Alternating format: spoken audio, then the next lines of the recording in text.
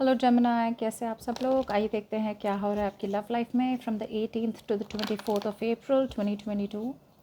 ये एक general reading है, सबके साथ रेजोनेट नहीं होगी। आप दूसरे रीडर्स को चेक कर सकते हैं यूट्यूब पे, बहुत से अमेजिंग यूट्यूब रीडर्स भी हैं।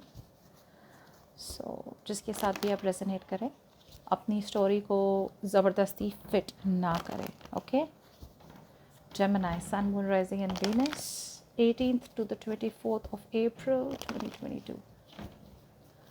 Wallah shuffle. Okay. अच्छा, मैं ना आज ना 2 डेक से काम करूँगी। ये मुझे ट्राई करना था बहुत टाइम से। Gemini, 18th to the 24th of April 2022. Okay. Done.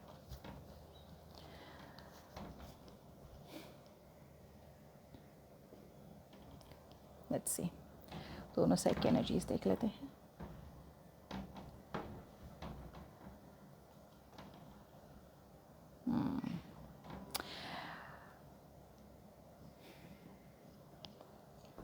Okay Gemini, आप में से बहुत लोगों के लिए आप एक रिलेशनशिप से मूव ऑन कर रहे हैं।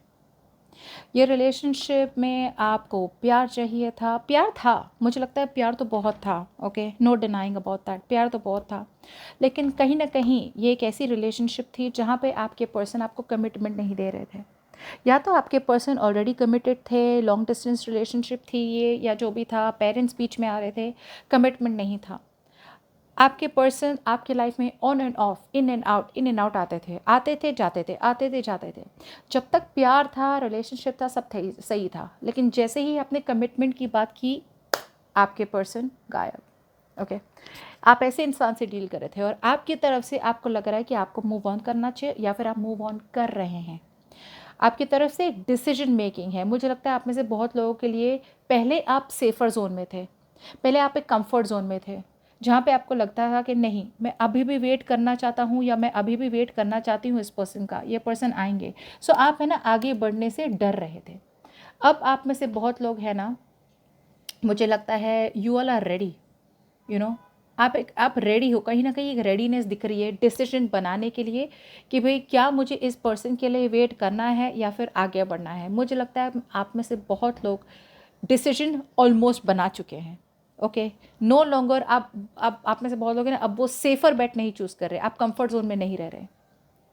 आपके पर्सन की बात की जाए तो आपके पर्सन वापस आ रहे हैं। ओके, ये पर्सन वापस आ रहे हैं, बिल्कुल जैसे निकले थे बिल्कुल वही वैसे ही वापस आ रहे हैं। लेकिन इस बार द ओनली थिंग इज़ कि जब ये पर्सन वापस आएंगे, ये एक बैलेंस देना चाहते हैं, रिलेशनशिप को बैलेंस बनाना चाहते हैं। ओके, ये यहाँ पे ऐसे एक मोड पे आ चुके हैं जहाँ पे इन्हें आपकी बहुत ज़्यादा याद आ रही है। ये रिकन्सिलिएशन चाहते हैं 110%। आपके जाने के बाद इन्हें रियलाइज़ हुआ कि आपके जैसा कोई है नहीं। शायद ये पर्सन ने आपको छोड़ के किसी और को चूज़ कर लिया हो, या फिर इन्होंने आपके फैमिली प्रेशर में आके किसी और के साथ रह गए हो, या फिर उन्हें लगा हो कि मतलब ये तो अवेलेबल है ही, तो अपने ऑप्शंस एक्सप्लोर करें। या फिर ये सिंगल ही रहना चाहते। इसमें से जो भी रीज़न हो, सारी रीज़न ठप हो गई, इनकी सारी रीज़न एकदम ही बैकफायर हो गई बहुत बुरी तरह। ये पर्सन आपके पास वापस आ रहे हैं और वापस आना चाहते हैं। इस बार उन्हें अपनी गलती का एहसास है और उन्हें रियलाइज़ हो रहा है कि कहीं ना कहीं उन्होंने आपके साथ बहुत ज़्यादा नाइंसाफ़ी की है। प्रॉब्लम ये है कि ये पर्सन है ना अवॉइड कर रहे हैं, क्योंकि इन्हें पता है कहीं ना कहीं कि अगर इन्होंने आपके पास आए तो उन्हें एक इतना बड़ा चेंज, इतना बड़ा सैक्रिफाइस बनाना पड़ेगा। ओके, ये सैक्रिफाइस कुछ भी हो सकता है।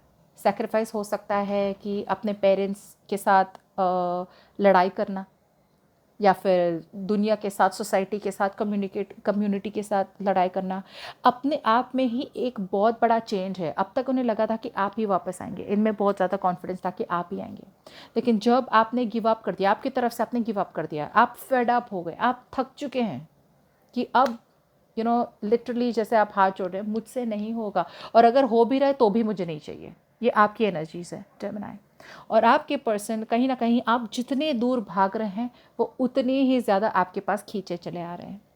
बस एक ही है कि ये पर्सन कहीं ना कहीं रियलाइज़ कर रहे हैं कि ये है ना एक ट्रांसफॉर्मेशन, अंदर ही अंदर एक ट्रांसफॉर्म हो रहे हैं। ये ट्रांसफॉर्मेशन शायद आपको अभी तक ना दिखे, बिकॉज ये एक्सटर्नल ट्रांसफॉर्मेशन नहीं है, मतलब बाहरी लोगों को नहीं दिखता है, लेकिन वो अंदर ही अंदर एक ट्रांसफॉर्म हो रहे, अपने आप को चेंज कर रहे, अपने आप को आपके लिए। अभी भी ये लॉन्ग डिस्टेंस रिलेशनशिप अगर होगी तो ट्रैवलिंग एक प्रॉब्लम हो सकती है, और अगर ट्रैवलिंग प्रॉब्लम नहीं है, लॉन्ग डिस्टेंस रिलेशनशिप नहीं है, तो कहीं ना कहीं ये पर्सन अभी भी थोड़े बहुत अपने रिलेशनशिप के लिए, आपके रिलेशनशिप के लिए कहीं ना कहीं अभी भी खड़े नहीं हो रहे हैं।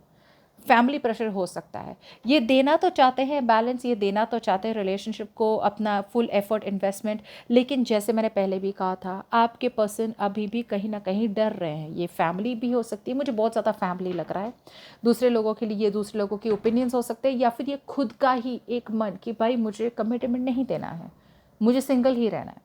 सो कहीं ना कहीं अभी भी आपको अवॉइड कर रहे हैं जानबूझ के, जान के। ऐसा नहीं है कि इन्हें पता नहीं है वो क्या कर रहे हैं, उन्हें बिल्कुल पता है कि वो क्या कर रहे हैं, और उन्हें ये भी पता है कि उन्हें क्या करना है आपकी तरफ आने के लिए। आपकी तरफ से तो you are cutting them for sure.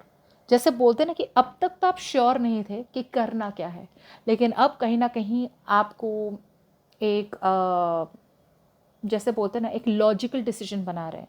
Emotions को साइड में रख के आप एक डिसीजन बना रहे हैं कि आई डोंट वांट दिस। आप में से बहुत लोग की शादी हुई इनके साथ, तो आप डिवोर्स देना चाहते हैं, अब तक श्योर नहीं थे तो डिवोर्स दे रहे हैं।